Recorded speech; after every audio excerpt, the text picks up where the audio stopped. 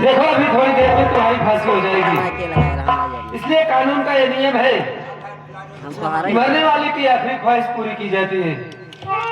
ये बताओ, तुम कुछ खाना चाहती हो, किसी से मिलना चाहती हो, या कुछ कहना चाहती हो? बोलो। साहब, अभी थोड़ी देर में मेरी फांसी हो जाएगी। हाँ मैं दुनिया छोड़कर हमेशा के लिए चली जाऊंगी साहब।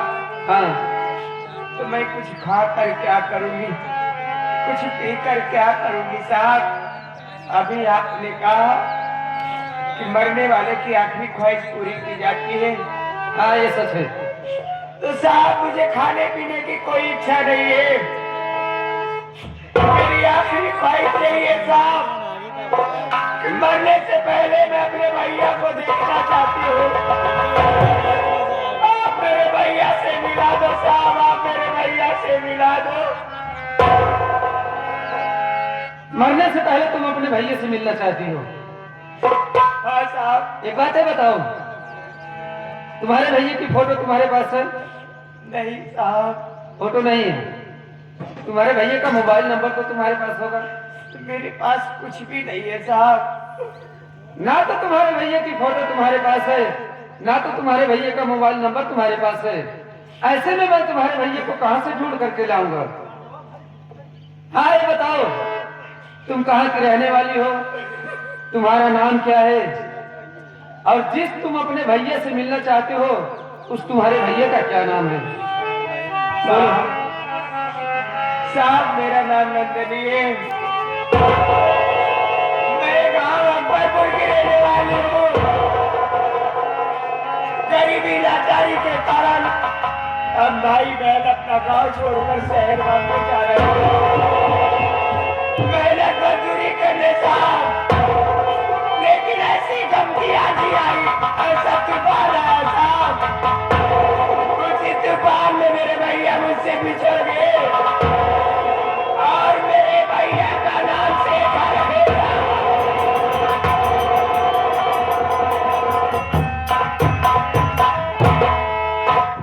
क्या भगवान, ये मैं क्या सुन रहा हूँ मालिक? जो बहन जेल में बंद थी, जिसे मैं सुबह शाम देखता था, तेरी आंखें धोखा खा गई। मैं अपनी उसी बहन को नहीं पहचान सका,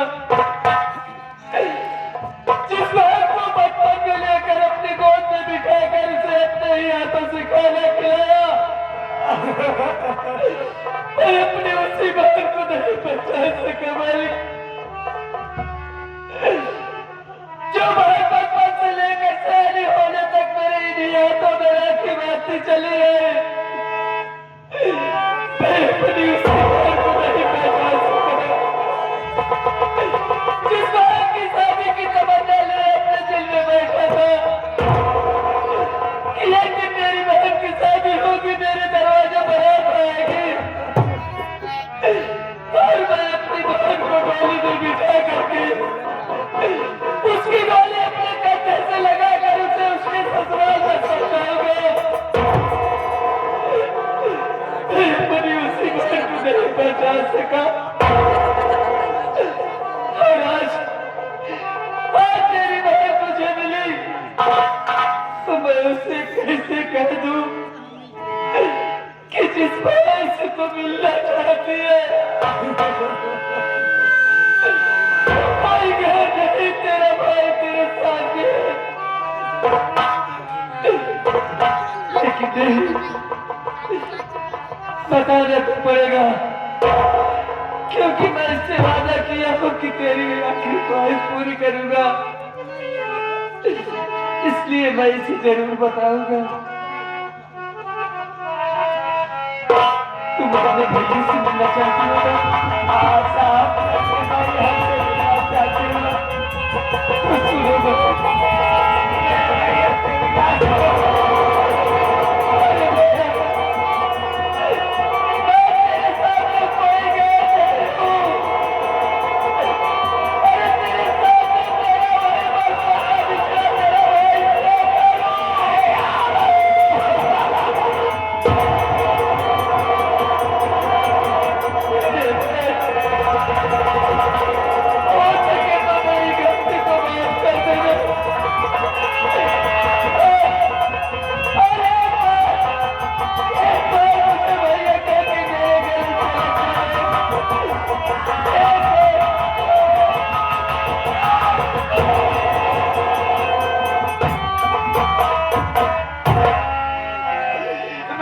मैं निर्दोष हूँ, मुझे बचा लो। मैं मरना नहीं चाहती भैया, मैं मरना नहीं चाहती। मैंने कोई गुनाह नहीं किया भैया, मुझे बचा लो। बहन किस भाई से कह रही है कि भैया मुझे बचा लो? अरे जिस भाई से कह रहे हैं कि भैया मुझे बचा लो, आज ये तेरा भाई कानून की जंजीर में इतना इसके हाथ जकड़े हुए हैं नहीं कि मैं चाह कर भी तेरी कोई मदद नहीं कर सकता। मैं कोई मदद नहीं। अरे भैया, अरे आप किस कानून की बात कर रहे हो? तुम्हारा कानून अंधा है, तुम्हारे कानून को नहीं दिखाई देता है भैया। मैं निर्दोष हूँ, मैं निर्दोष रहते हुए भी फांसी पे चढ़ने जा रहे हूँ भैया। क्या इस दुनिया में मेरा कोई नहीं है कि जो मुझे बचा सके? हे भगवान। बहन तू ये जानती है और मैं जानता हूँ कि तू निर्दोष है, लेकिन तेरे पास ऐसा कोई तेरी बेगुनाही का सबूत नहीं है कि जिससे तू निर्दोष साबित हो सके। बहन मैं मजबूर हूँ बहन। ये भगवान है, तेरी कैसी उल्टी गंगा बह रही है। मैं निर्दोष होते हुए फांसी चढ़ने जा रही हूँ, मुझे बचाने वाला कोई नहीं है।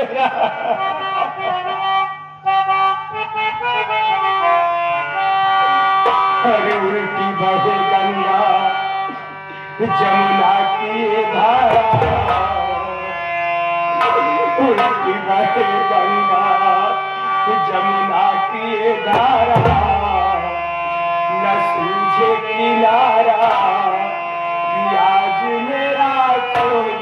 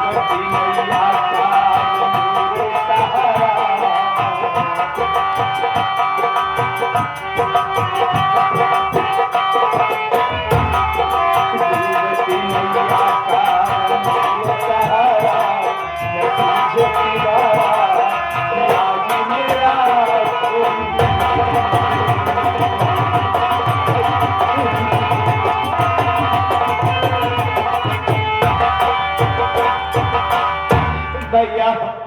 बोलो बहन। आप मुझसे वादा करो भैया, मुझे एक वचन दो। कैसा वादा? आप मेरी शादी करके मुझे दुल्हन बनाकर मेरे ससुराल तक तो नहीं पहुंचा सके भैया। अभी थोड़ी देर में मेरी फांसी हो जाएगी, मैं दुनिया छोड़कर चली जाऊंगी। मुझसे यही वादा करो भैया। कौन सा वादा? मेरे मर जाने के बाद मेरी कारखी में कादा जरूर दोगे भैया।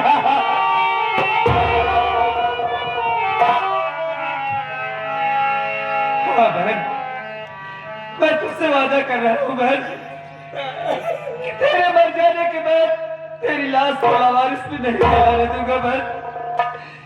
तेरी चिता को आग मैं खुद अपने हाथों से दूंगा बहन। ये मेरा वादा रहा। बहन फांसी का वक्त हो गया है।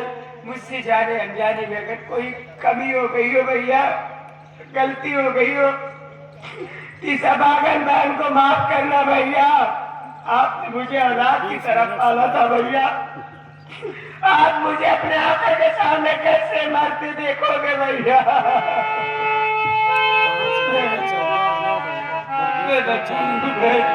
साढ़े 3 ही घंटा पहले गले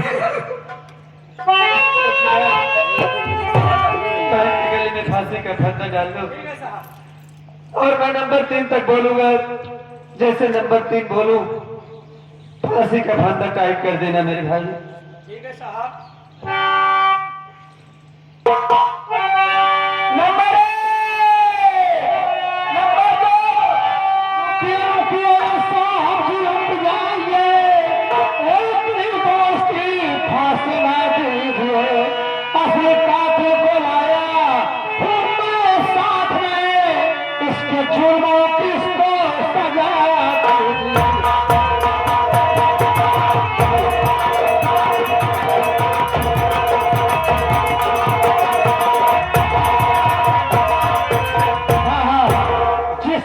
बच्चे के खून के जुर्म में इसकी फांसी होने जा रही है। ये बेचारे तो बिल्कुल निर्दोष है, अपने कातिल कोई और है जिसे मैं जानता हूँ। वाह डॉक्टर सुल्तान सिंह, सुना था मैंने, रात देख भी लिया, तुम बहादुर हो।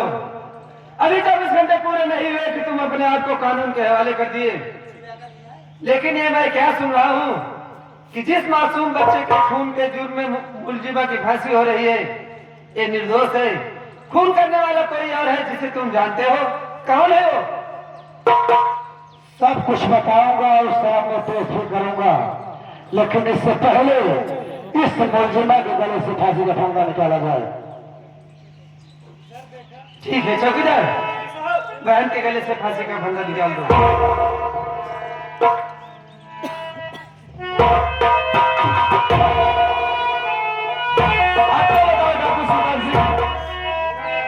कि जिस मासूम बच्चे का खून हुआ उसका खून करने वाला कौन है जिसे तुम जानते हो? साहब, जिस मासूम बच्चे के खून के जुर्म में इस बेचारे की फांसी होने जा रही थी, उस मासूम बच्चे का खून करने वाली कोई गैर नहीं है साहब। कौन है? मेरी सौतेली मां कलावती भक्ति। तुम्हारी सौतेली मां कलावती भक्ति ने? जी साहब। कहाँ है इस वक्त? उससे मैं अपने साथ हुआ कराया हूँ, सामने खड़ी है, पूछ लीजिए उससे। उधर चलो। क्या तेरा ही नाम कलावती भक्ति ने? हाँ साहब। ये बात सच है या झूठ है जो डॉक्टर सुल्तान सिंह कह रहे हैं? जिस मासूम बच्चे का खून हुआ उसका खून करने वाली तू है? ये सच है या झूठ है? साहब, आज मैं जो कुछ कहूँगी सच कहूँगी, सच के सिवा कुछ नहीं कहूँगी। सच के सिवा झूठ बोलना भी मत। बोलो। हाँ साहब, मैं हत्यारा हूँ, पापी हूँ साहब। अपने अहंकार अपने समझ में आके अपना रास्ता खेलता परिवार साहब, मैं अपना गुनाह कबूल करती हूँ। आप चाहो तो मुझे फांसी पे लटका दो या मुझे गोली मार दो, मुझे सब मंजूर है साहब। मैं कौन होता हूँ तुझे गोली मारने वाला और कौन होता हूँ तुझे फांसी नहीं साहब, आप गोली मार तूने जुर्म की है, इसकी सजा तुझे जरूर मिलेगी। चौकीदार लगा इस मुर्गे के हाथ में हाथ करिए और उसे उठा ले। और साथ साथ डॉक्टर सुल्तान सिंह के भी हाथ में हाथ लगाओ।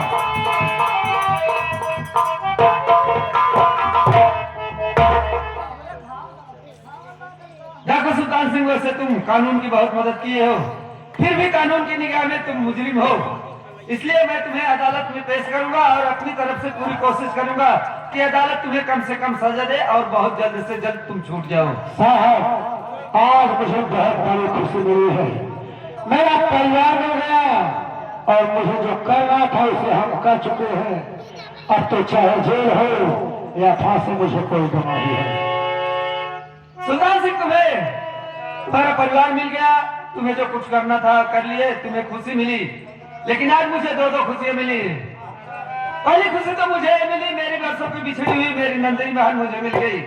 दूसरी खुशी मुझे ये मिली कि मेरी ये वर्दी दाग लगने से बच गई, क्योंकि मैं एक निर्दोष को फांसी देने जा रहा था। क्या कहा साहब, नहीं आपकी बहन है? हाँ। तब तो आप मेरे रिश्तेदार निकले। डॉक्टर सुल्तान सिंह, कहा तुम एक कानून के बागी मुजरिम हो और कहा मैं एक कानून का रखवाला सिपाही हूँ। हमारा तुम्हारा रिश्ता कैसे मेल खाएगा? साहब, जिसे आप बार बार डॉक्टर सुल्तान सिंह कह रहे हैं, दरअसल मेरा नाम डॉक्टर सुल्तान सिंह नहीं है। और क्या नाम है? मेरा नाम चमन कुमार है और मेरे छोटे भाई का नाम कमल कुमार है। ओ। आपकी बहन नंदनी मेरे छोटे भाई की पत्नी है, इसलिए आप मेरे रिश्तेदार निकले। तो वास्तव में तुम मेरे रिश्तेदार हो। हाँ नंदनी, अपने परिवार से मिलो। नंदनी, मेरी गलती तो माफी के लायक नहीं है, मगर मैं फिर भी तुम्हारे आगे हाथ जोड़कर तुमसे माफी मांगता हूँ कि अगर हो सके तो मेरी गलती को माफ कर दो। आप ये क्या कर रहे हो? आप मेरे सामने हाथ जोड़कर मुझे नरक में मत डालिए। इसमें आपका कोई दोष नहीं। इससे मेरे भाग्य का लिखा था जो मेरे साथ हुआ। नंदनी, तुमने मुझे बात कर दिया, लेकिन ये हमारे बड़े भैया है और आज जेल जा रहे हैं। आओ इनका 5 रुपये आशीर्वाद ले ले।